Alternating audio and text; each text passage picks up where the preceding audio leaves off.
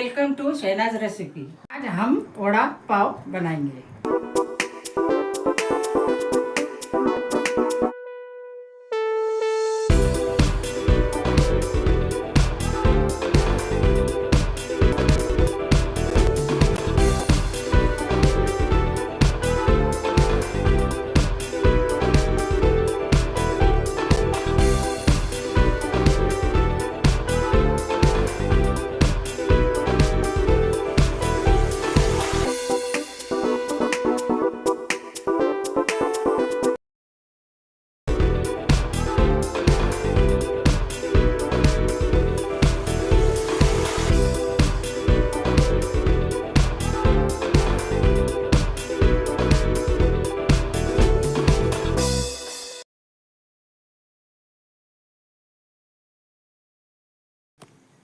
झक्कास बना।